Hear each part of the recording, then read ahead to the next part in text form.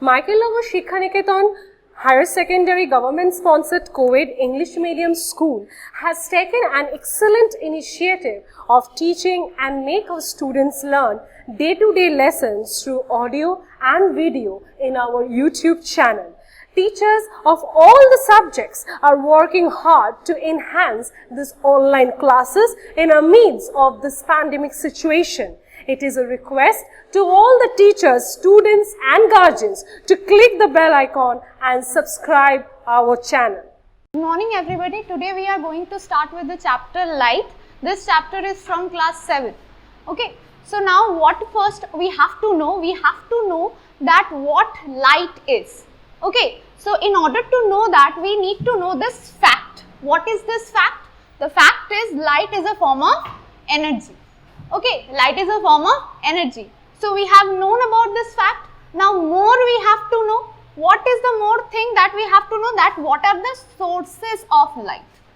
Okay, what are the sources of light? See, light can be, the sources of the light can be initially divided into two types. One is natural source, another one is artificial source.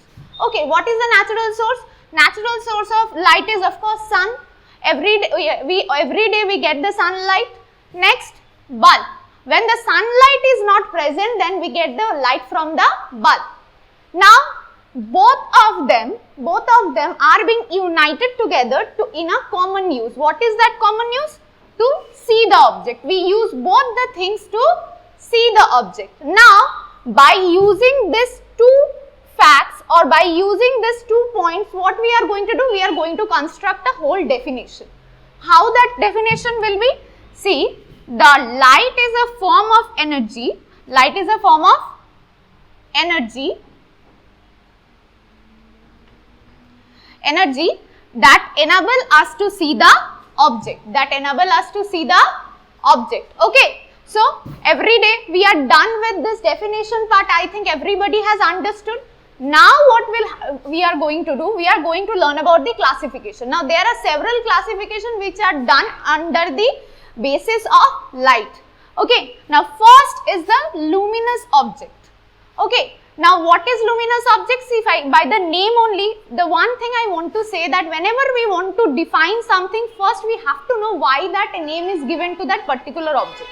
Okay, why that name is given to that particular object? See, luminous is related to the word illumination.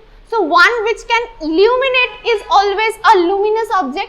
Okay, and for illumination, what do we need? We need a light. So, the object which is having its own light to illuminate itself is called the luminous object. Clear? Now, non-luminous. Of course, just the opposite of this one which doesn't have its own light, which is the most common example, moon. Why moon is non-luminous object? Because moon gets illuminated by the light of sun. Moon doesn't have its own light. Now, next classification is the extended source and the point source. What is extended source? Extended source is the source which is huge. Okay. What is the example of extended source? Sun. Next, point source. What is the point source? Whenever a light is being emitted from a single point. Okay, whenever a light is being emitted from a single point, then that is called the point source. Example, pinhole camera.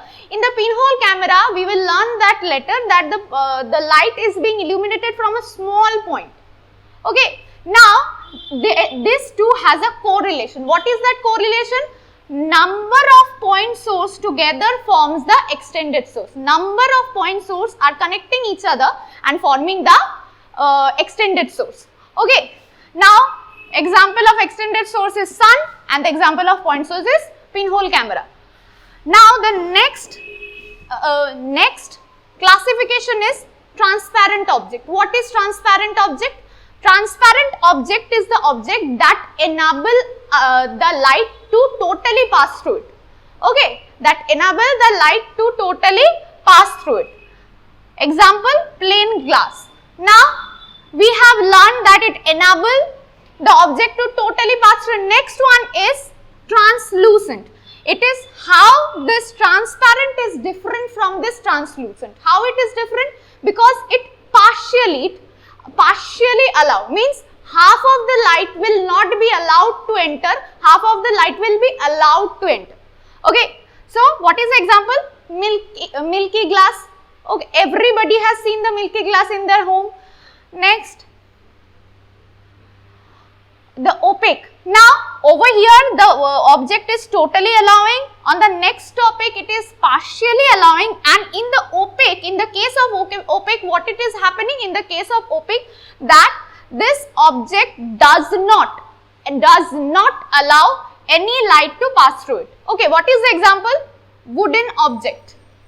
Okay, if a particular object is totally made of wood, it will not allow all the light to pass through it. Now, we are going to learn about the rectilinear motion of light.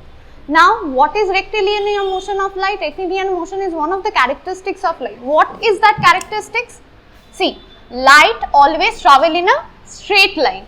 Okay, light always travel in a straight line, and this is one of the major characteristics of the light. And on the basis of this characteristics, we are going to learn an example. So, what is that example? See, over here we have taken in figure A and figure B, what we have done, first we have taken a candle, okay, and we are trying to look into the candle through this pipe or straw, okay.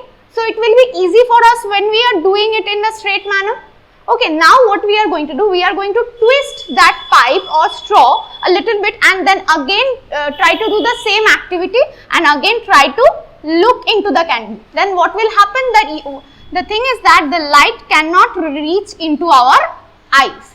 It will be very difficult for the light to reach into the eye like this. So, this is a wrong method of the rectilinear motion. Now, what will be the correct method to see that candle? This one, because light can easily get into our eyes. Clear? Now, what next thing? Beam of light. Okay. Now, on the basis of rectilinear motion, there another classification we can do, that is the beam of light. What is that beam of light? First is the parallel beam of light. Whenever the ray of light are traveling in a parallel manner, then that is called the parallel beam of light. I hope everybody knows what is parallel. Next, convergent beam of light. What is convergent beam of light? Whenever the lights are meeting in a ray of light are meeting in a one point. Okay, if a ray of light is meeting in a one point, then that is called the convergent beam of light. And just the opposite will be the divergent. Whenever the ray of light are getting distracted or getting diverse from one path. Now, the next one is the ambra and penumbra. Now, what happens in ambra and penumbra? See, first of all, to understand this phenomena, what we have to do, we have to take an object and we can hold it in front of any of the, if you want, you can take it in the, you can hold it in front of the wall. Okay, now what you will see that every time you are holding that bat, the shadow is having two parts. One is the darker part and another one is the lighter part. See, I have marked the darker part with the black ink, which is called the ambra, and the light darker part is the penumbra. I hope it will be easy for you to understand. Next is the example. Okay, now what will be the most common example that we can see about the ambra and penumbra? See, recently we have seen the solar eclipse, so that is the most exact example of ambra and penumbra. And now the next topic is pinhole camera. What happens in a pinhole camera? In order to understand that what happens in a pinhole camera, we need few things to prepare that pinhole camera. What are the few things? Number one, box. Number two is the mirror. Number three is the object. Okay, any luminous object. So, over here I have taken a candle. I am holding this pinhole camera. So, in order to prepare that pinhole camera, what we have to do? In a box, we will put the mirror in one side and on the other side we will do a single hole, a small hole. Okay. Now, we are going to hold this luminous object in front of that small hole and it will gradually form an image. It will gradually form an image in the mirror. Now, Which principle is based on the pinhole camera? Rectilinear motion. Now, what are the characteristics of the pinhole camera? Number one, image is inverted. Okay, whatever image will be found on the other side of the mirror, what will be? That will be inverted. Okay. Second, the size of the image varies with the distance. Okay, whenever if we move the object closer or farther, what will happen? The size of the object will differ. It will become either larger or smaller. Next, the image is real. See, on the next part of this video, what you will see, you will learn about the two types of image. One is virtual, another one is real. So, let's meet on the next part of the video. Thanks for watching. Leave a like and comment. Subscribe. And do share the video among your friends.